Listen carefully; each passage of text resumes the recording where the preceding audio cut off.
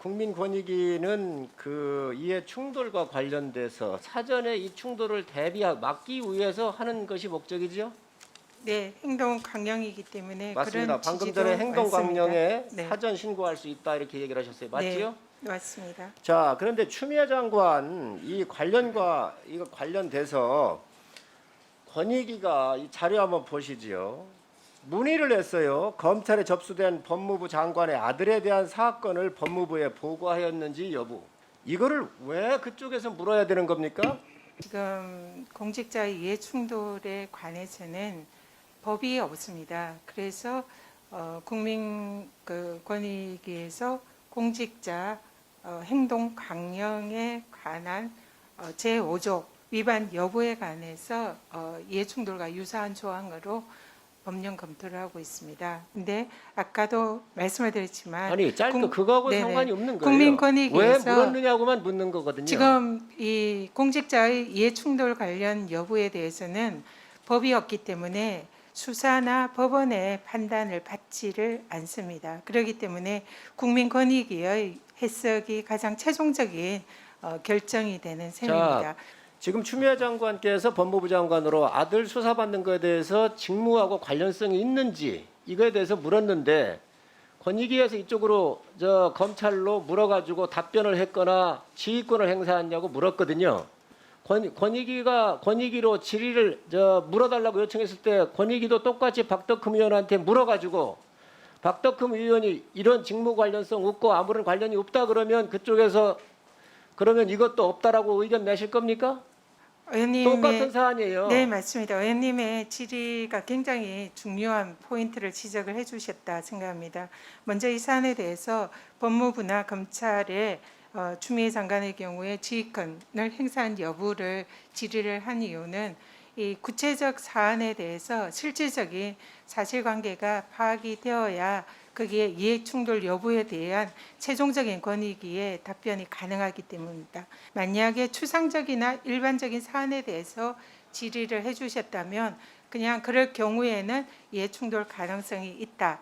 이런 정도로 답변을 드릴 수 있지만 구체적 개인의 경우에는 최종적인 판단이기 때문에 여러 가지 사안을 고려해서 행동강령 위반 여부를 확인을 해야 되기 때문에 부득이 법무부와 검찰의 사실 조회나 사실 확인 절차를 거칠 수밖에 없었던 것이고 제도적인 한계로 이 부분에 대해서 정말 신빙성 있고 또 국민들이 이해할 수 있는 됐습니다. 답을 하려면 위원장님. 권익위의 조사권이 필요하다 이렇게 위원장님. 생각을 합니다. 자, 그러면 박은정 위원장은 조국 장관 사건을 다룰 때에 이해 충돌의 가능성이 있다라고 분명히 명시를 했거든요. 그때는 그러면 왜 서류로 이런 걸 안 물었습니까? 같은 기관에서?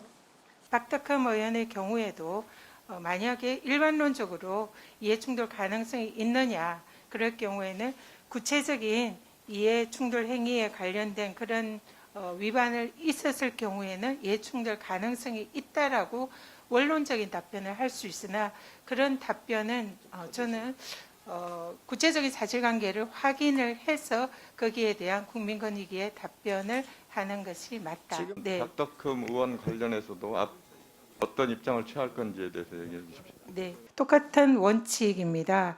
이해관계인의 지위가 있는지 직무 관련성이 있는지 두 가지 요건의 구비가 했는지가 사실 확인이 되어야 이해충돌이다라는 답변을 드릴 수가 있는데 이 부분에 대해서는 국회의원의 경우에는 권익위의 행동강령 상의 소관 업무가 아니기 때문에 여기에 대해서는 답변을 드릴 수 없음을 양해 부탁드립니다. 자, 추미애 조국 두 분 장관의 경우와 박덕흠 의원의 경우가 어떻게 다른지 권익위의 유권 해석은 이해관계인과 직무 관련성이 두 가지 요건이 충족할 경우에 이해충돌이다. 이 원칙은 세 가지 사안에 모두 해당이 됩니다. 다만 이 원칙에 부합하는지가 구체적인 사실관계를 통해서 그 사안에 해당하는지가 확인이 돼야 됩니다.